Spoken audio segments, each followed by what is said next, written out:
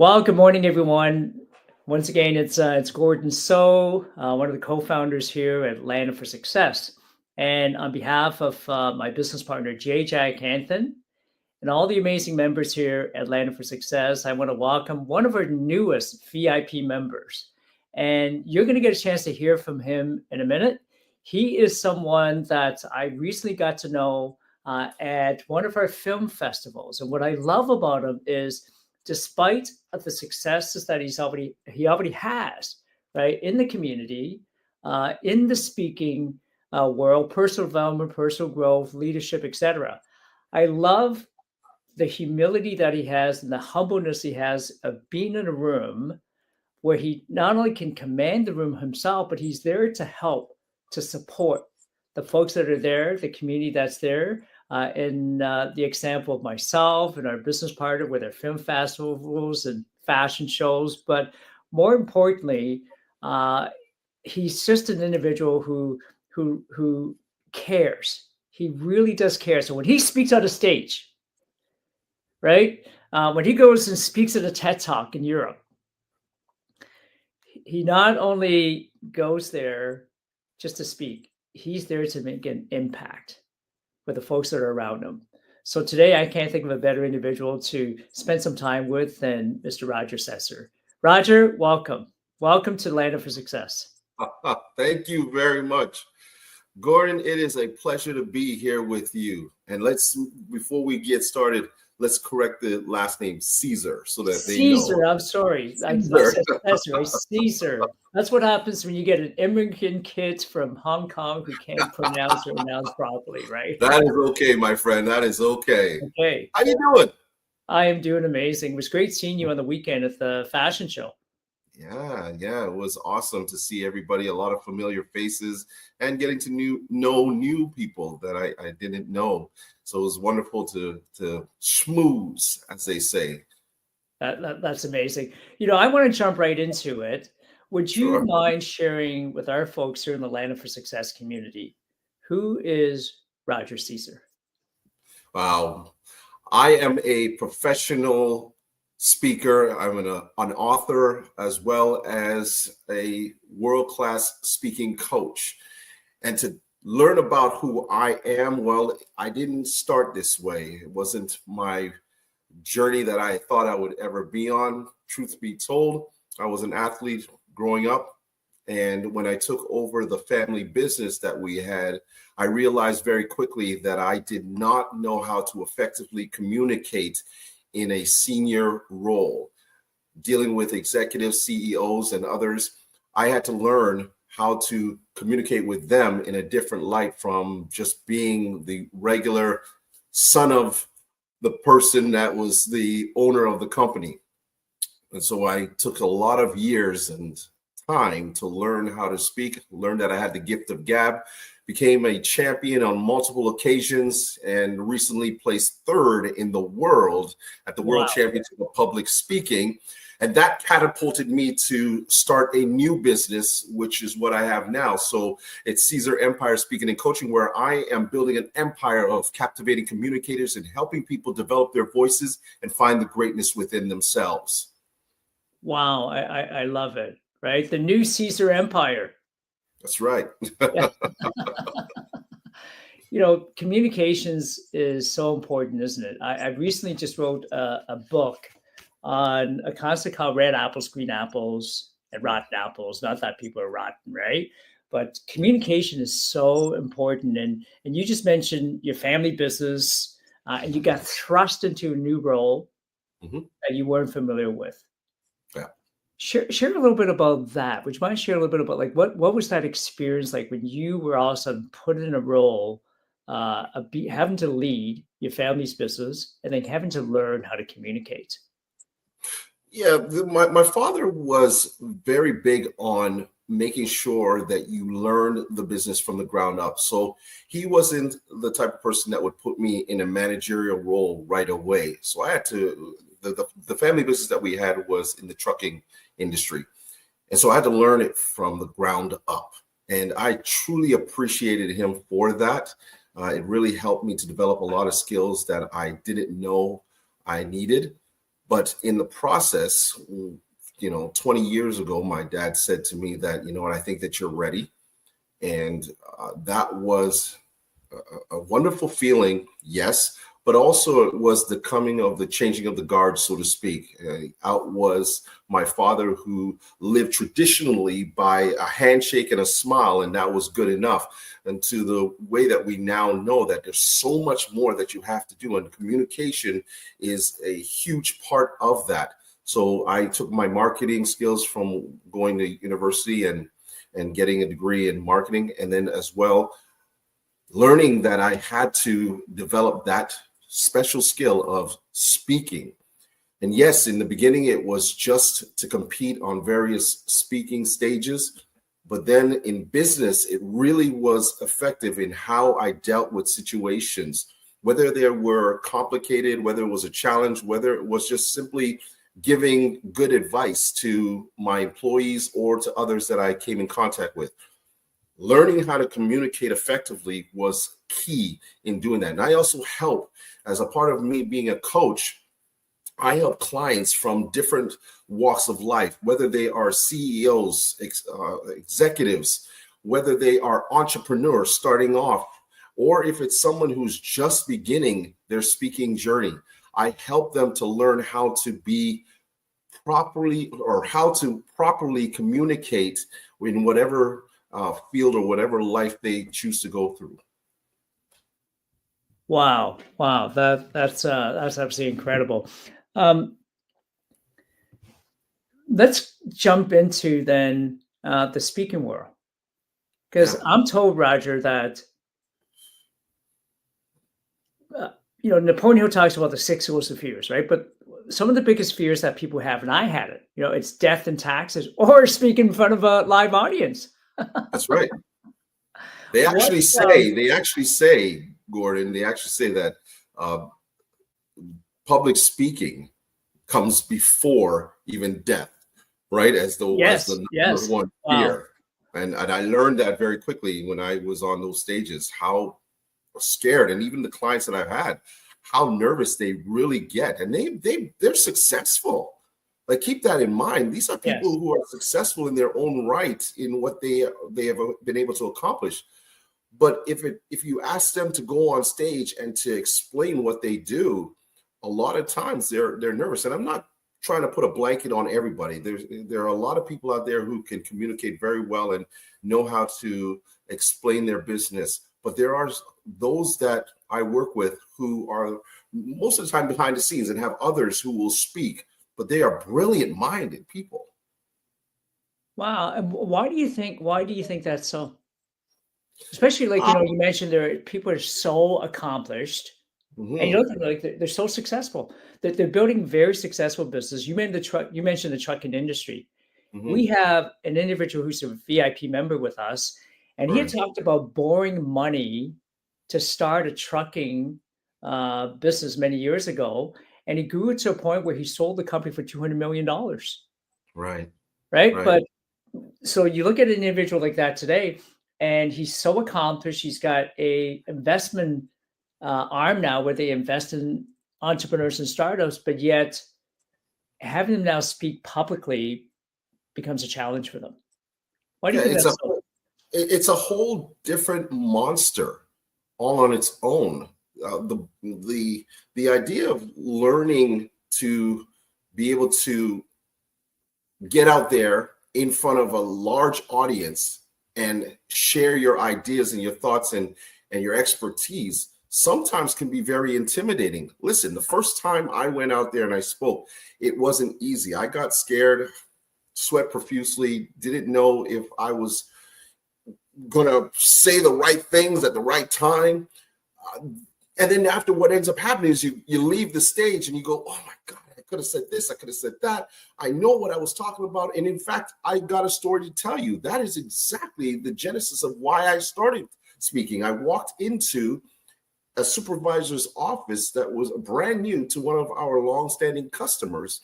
And when I got in there and I thought, hey, I'm the owner of the company. This is easy. I'll just introduce myself and we'll have a great conversation and it'll be over. I realized he was an introvert very quickly. And I did not know how to talk to him in a way that would generate a conversation. And so for 5 minutes, which felt like 5 hours, we sat there basically trying to figure out what to say. And the looks, it was this look like, are you going to get the conversation going? Are you going to say something? And both of us sat there dumbfounded. And I walked out of there feeling very, very foolish and intimidated.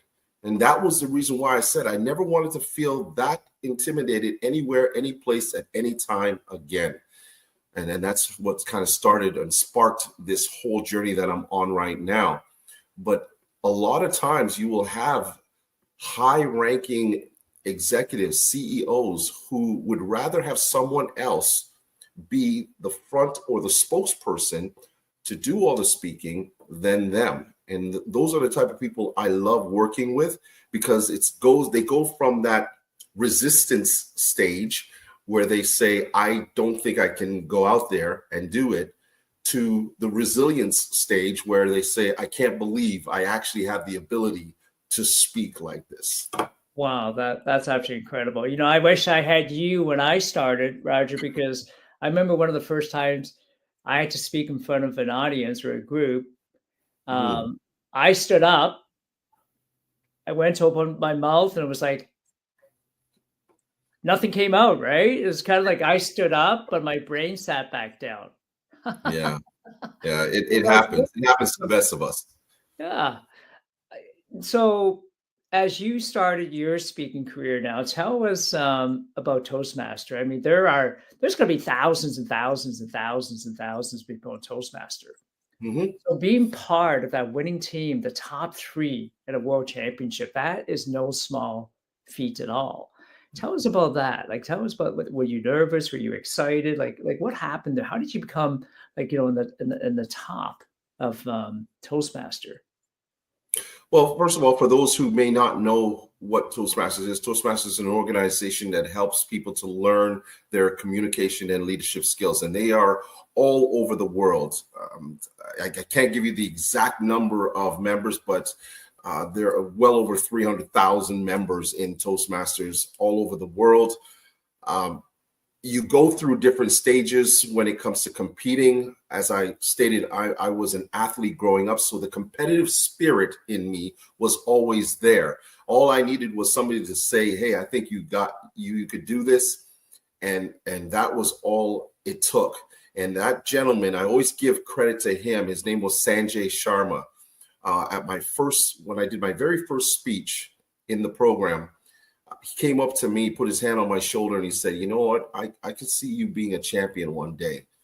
And every time I went up and I spoke, he'd give me that look that said, yeah, you could do this. Wow. And that was kind of that nudge. And sometimes that's what we need, right? Gordon, yes. We need somebody that sees something in us that we're not seeing in ourselves. Another set of eyes, a voice that gives you that encouragement that says you can do it. And so I started competing in various competitions in Toastmasters. And, some of them were in the beginning, I lost badly, but the encouragement was there from members, from people like Sanjay and others. And I went on to win 7 speech titles in the district. Wow, 7. 7. Roger, I mean, you probably heard people say 7 is the number of perfection, right? Yes. 7, that's wonderful, my friend.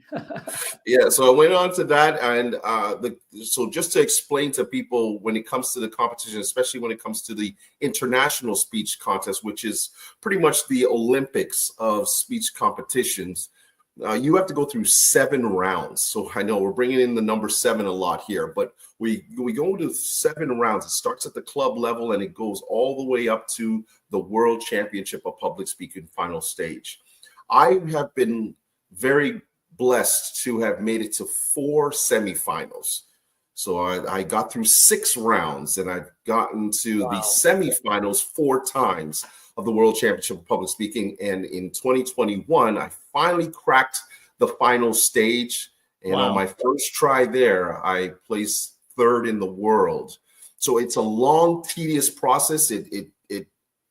makes you, doubt yourself at times. It has you sitting in corners, wondering if this is the journey that you want to go on. It's the repetition of your speech. It's the questioning. It's the asking others to help. I had a great coach in Catherine McKenzie who was phenomenal in helping me and guiding me throughout this process. But the jubilation that comes when you finally get to that top of the mountain and you realize, hey, I did it. I finally did it after all these years of working hard at my craft. Getting to that moment where you can stand and say you're top 3 in the world was absolutely amazing. Oh, that's amazing. Congratulations. So somebody says, Roger, how do I get to the top 3? If somebody if somebody said that to you right now, what would you say to them, and how are you able to maybe help them get started? Or maybe not even just somebody getting started, somebody who's already speaking, right? But they just need that Sanjay in their life that says, you can do it, right? Yeah. And you're the new Sanjay. I've seen it. I've seen you, pointing people and say, you too can step into your greatness. Yes. Yeah. Yes. And that comes with 3 things. I want to emphasize this. It's persistence, perseverance, and patience. Wow. Would you mind repeating those? Would you mind repeating those 3 P's again? That is so important. Yeah. Sure. Those 3 P's are perseverance, persistence, and patience. You have to persevere through anything. There are going to be times, and I've had it happen to me, where I doubt that this is the journey that I should be on, but it's consistently persevering through all of the challenges that may happen, the self-doubts that happen, the ups and downs, the falls that may occur, the defeats. That's the big thing. We tend to want to just give up at that moment, and I chose not to.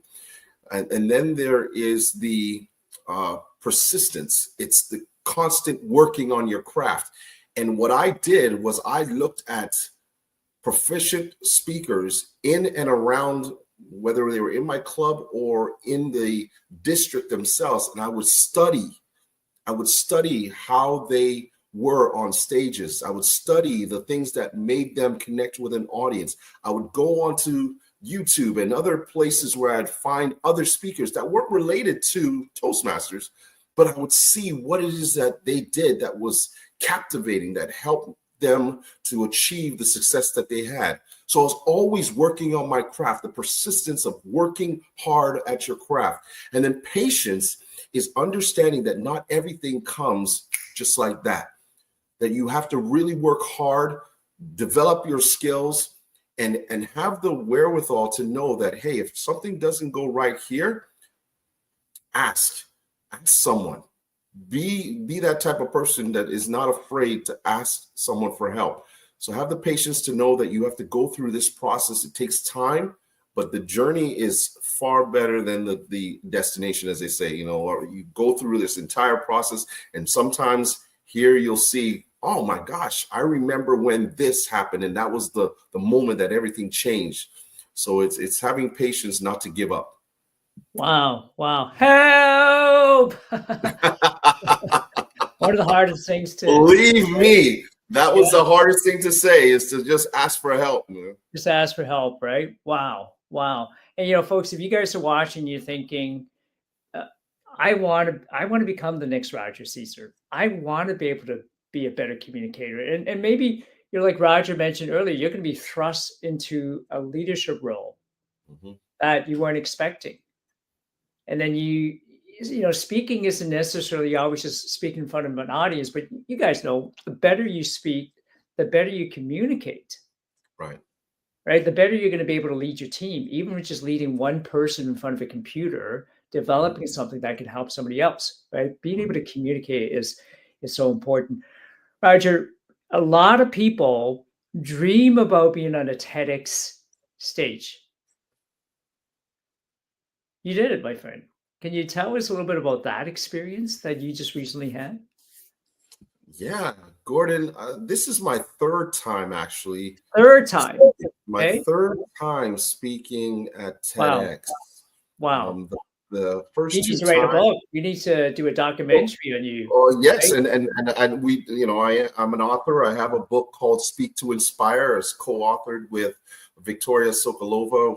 The two of Wow. us have had our fair share of success. She was very successful and was an organizer for TEDx. She's done multiple TEDx, and then myself being from the World Championship of Public Speaking stages and also performing on TEDx, we decided to come together and give tips and tricks on how to develop your skills to be able to be impactful when you do go on those types of stages and the other ones, whether it's in the boardroom or simply in front of 4 people in a room. How do you become impactful as speakers? So the book that we have is called Speak to Inspire.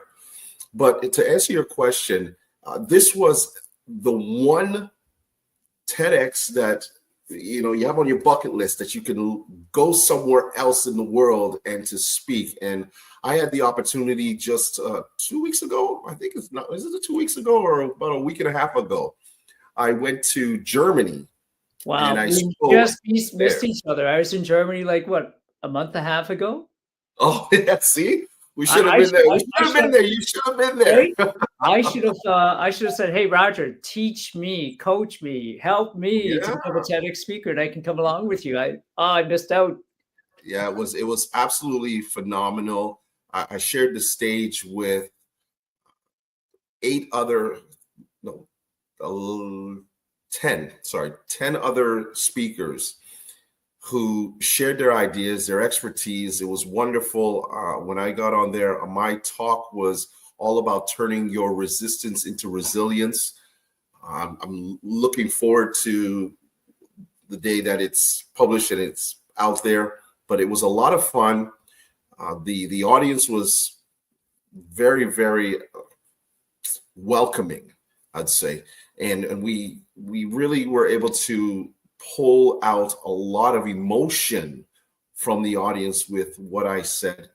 And overall, I totally enjoyed it. I mean, it is a process to get to TEDx and get on their stages. But when you get there and you're on that stage, there are very few stages that I have stepped on that, number one, intimidates you, but at the same time exhilarates you. Right? I That's what don't I'd think say. I can't see anything intimidating you. Are you sure? Like, what intimidates Roger? Come on, come on. Well, no, listen, Gordon, I'm going to be very honest. Like I said, in that moment when I was in that executive's office, and I said to myself, I had the mindset, I said, I will never be intimidated anywhere, any place, at any time again. I don't want Wow. to. And I worked hard at that. I really Yes. did. Do I get nervous? Of course, I'm human. But I've learned how to, as they say, let my butterflies fly in formation so they don't go all over the place. But when you step on a stage like that, a TEDx stage, and you know the brand, you know how many other very, very successful people have stood on these stages. Yes, there's a part of you that says, man, don't mess up. Have fun here. Do what you got to do. Leave a good message. Leave an idea that will resonate in the minds of others. So there's that little part of you that is a little intimidated, saying, okay, make sure we do it right. But yeah, I was ready. It was a moment that I wanted. Amazing. Born ready, right? Born ready. Yeah. So you're an author, you're an international speaker, you're a Yes. world champion. Yes. That's incredible. That's incredible. And none of that, Gordon, none of that. Let me say this to everyone here. I didn't go there looking to be these things, but you know what I did, Gordon? I kept my mind open, and I always use the metaphor of a car. You're the drivers of your life. You sit in the driver's seat, you put on your seatbelt, and you don't have a destination. But what you do is you leave the road open to see where you may end up, and never stop yourself from exploring. This is what I did. I didn't leave myself in a position where I said, this is all I'm going to do and that's it. I kept my mind and myself open to any possibility. And this is why I'm where I am today. There was a lot of hardships. There were a lot of failures. There were a lot of moments where I doubted myself. But I also had great people who were passengers in that same vehicle with me.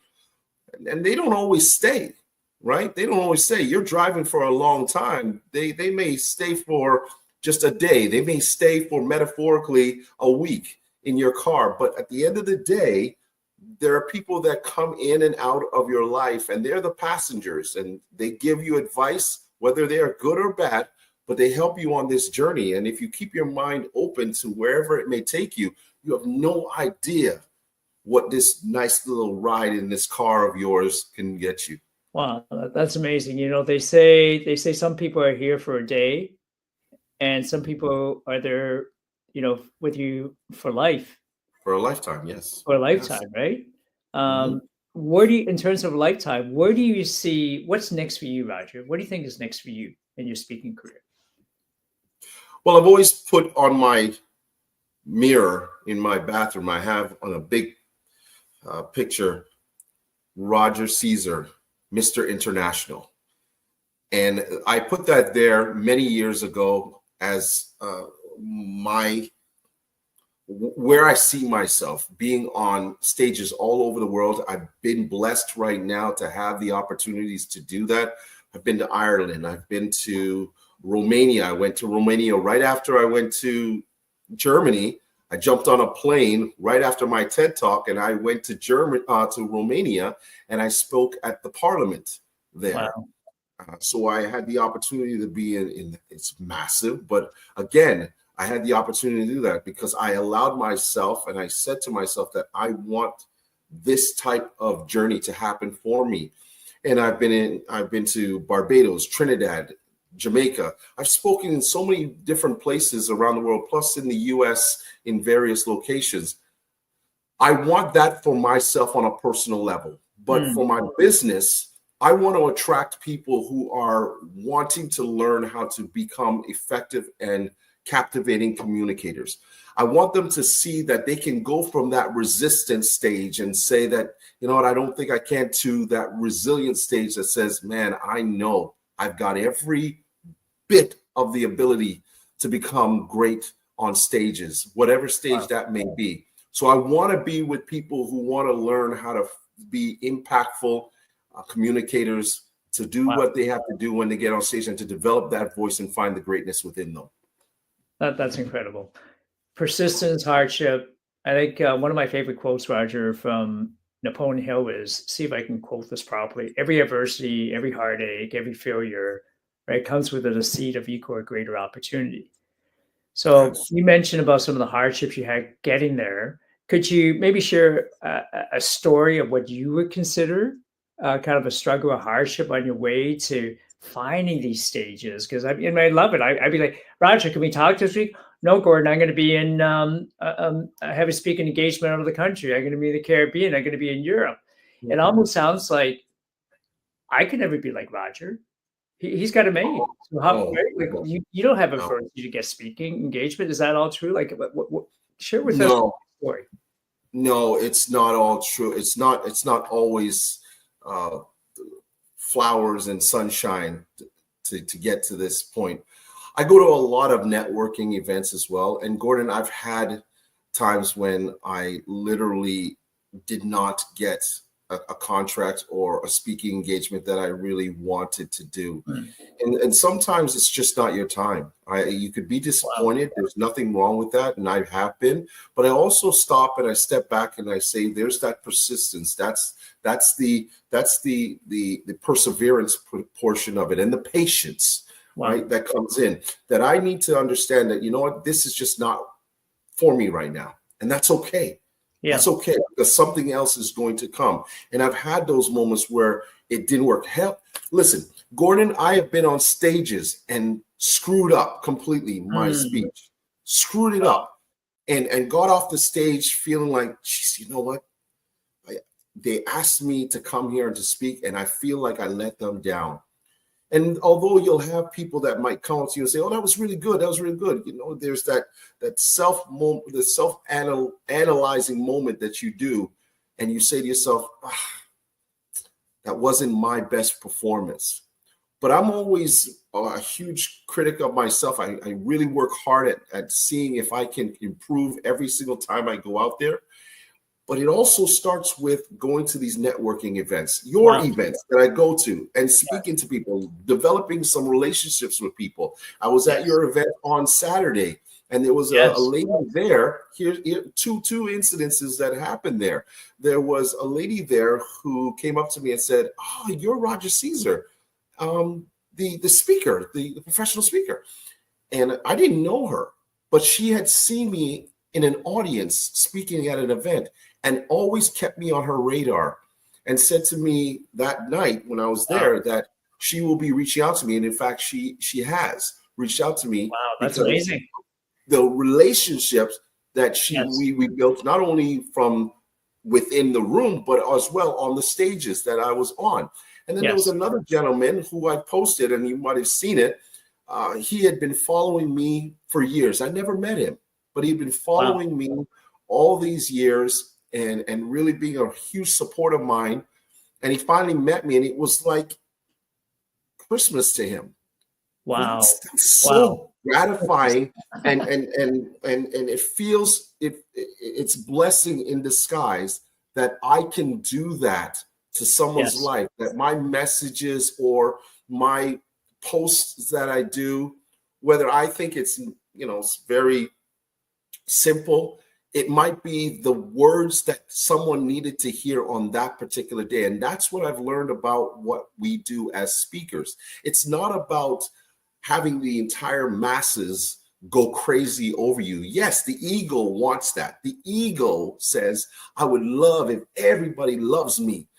But as a speaker, what is most important to me is when I leave that stage, if I had one person come up to me and say, you have ultimately changed my perspective on what I do from this point on, you have changed my life, you have made me realize that I can move forward.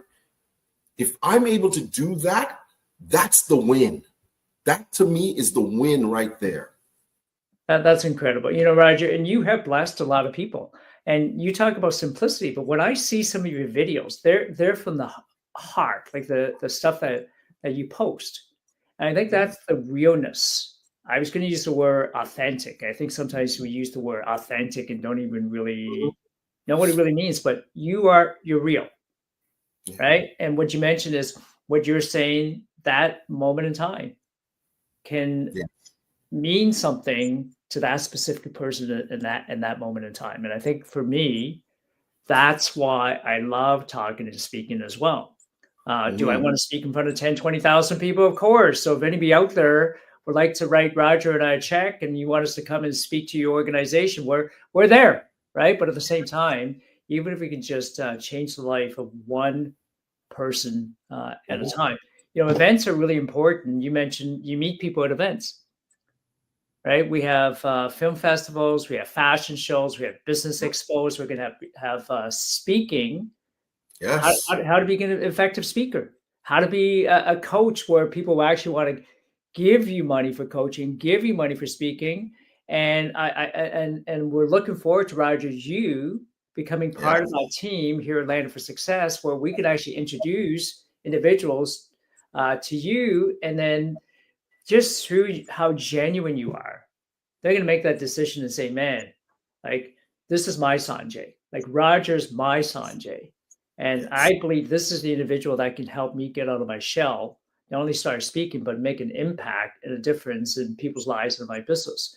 I wanted to, thank you for your time. And I want to come back and actually deep dive more into maybe topics that mean that's important to you and how you think the folks who are watching and listening can benefit from learning some of the strategies you have to become a better speaker.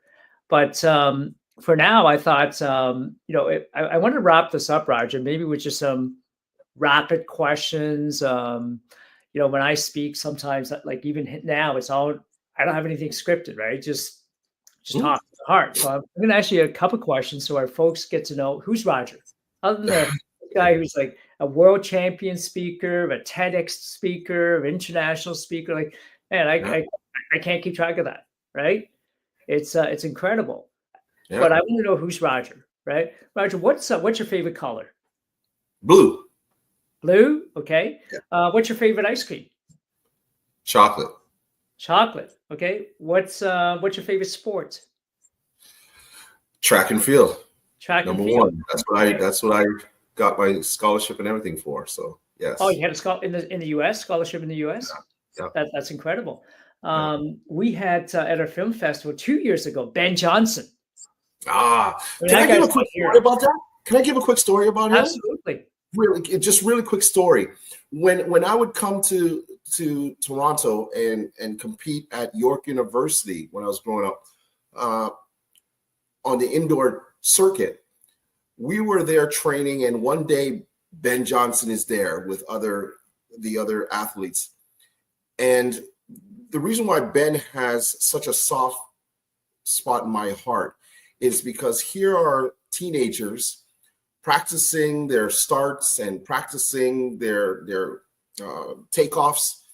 And Ben took 5 minutes, sat down with us, and helped us to learn how to do it properly. He didn't have to do that. He just saw us there training, and he came over and he started talking to us. And I will always remember that moment with him. That's all. I just wanted to say that. I love it, right? The humility, right? And just being willing to give back. I love he spent the whole time with us. Like he was there in the morning, the afternoon. He dominated the red carpet. Yeah. Right. Awesome. There were people who just absolutely want to have their pictures taken with them. Right. And then he stayed for the after party. I think he was there till about midnight. It was just incredible.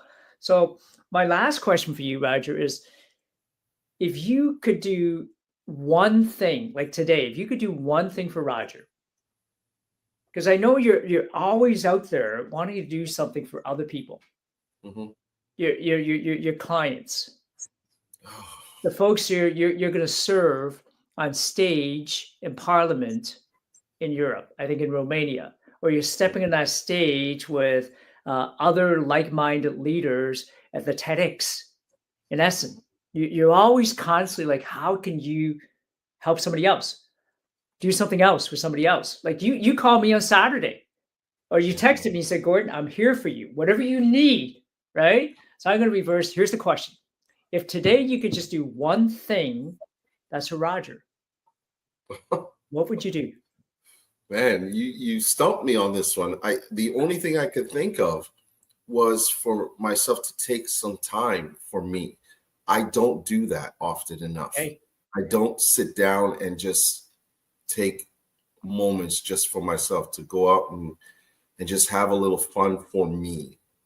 I know that may not be the wonderful answer that you were probably looking for, but I find that I drain my energy so much in giving to others and helping others out and getting on stage. And when I'm on stages, you will see that dynamic energy that I bring every single time, but I don't take time to rest and to just have moments where it's just about me. So I think that would be the one thing that I would need to learn how to do, or to have moments when I could just maybe go on a vacation and just not doing anything at all. Would I do that though, Gordon? Yeah. I don't know, but I think that's the one thing I would want to try to do. That's important, right? Because burnout. Yeah. Everyone burns out. You had a great chat with one of our VIP members, Dr. Haley Patry. Yes. Right. Shout and out to Haley her. is so amazing. Nice. As a coach, Yes. you're a speaker. So I already see that collaboration of how you guys are going to benefit not only the members in Land for Success, but our friends and family and clients. Because, Haley's talking about as a coach, and you heard the story, she's got 3 young kids in her family she's got to look after. And yet as a coach, she works less than 28 hours a week. She sets her boundaries. So she finds time for family, vacation, etc. Less than 28 hours a week and still makes a 6-figure income. So when people say to me, well, I got this person, I get paid 10, 20, 30,000 for a certification. Should I do it? And my answer is, you can do whatever you want.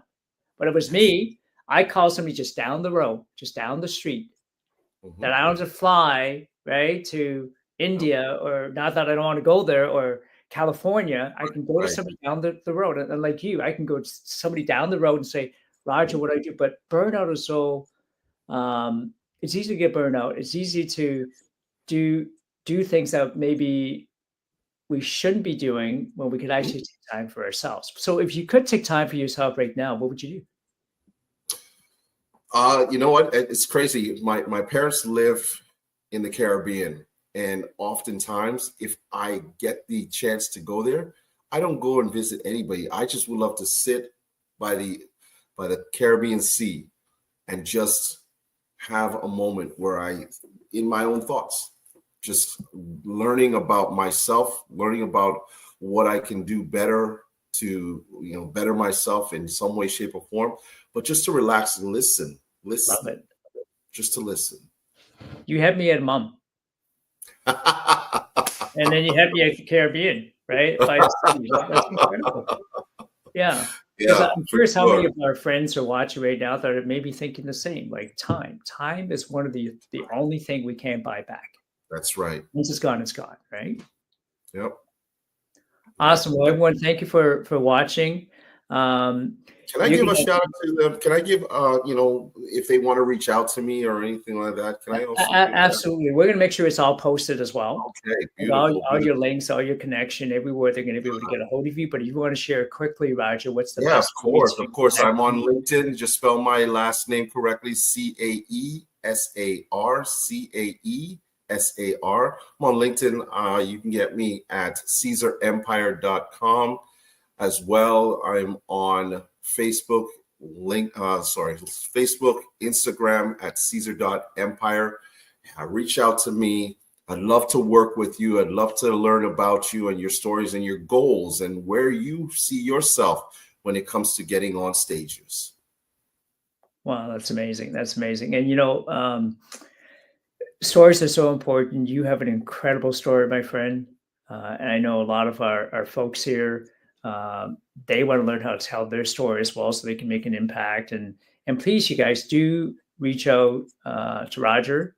I know he's going to be someone that would be in our community that will help folks not just speak, but actually build confidence, right? People buy from people who are confident. Would you guys agree with that? So, Roger, any final thoughts just before we go? Any final thoughts? First and Final foremost, message you want to leave? thank you very much, Gordon, for allowing me to be on this platform. But to all of you out there, just to understand how valuable you are, whether you are a professional right now or you are just starting off and wanting to learn how to effectively communicate, your voice is important. It is valuable, and so are you. If you have the opportunity to get out there and to share your message, share your stories, if you have an opportunity to lift a company up because of your ability to speak effectively and impactful, please do so. The voice that you have will be the voice that will save others tomorrow. And I want to be there to help you one step at a time. Take care. Wow. Thank you so much, Roger. Thank you, everyone, for being here. And until next time, everyone, have an amazing, amazing day. Awesome. Take care, everybody. Take care, everyone.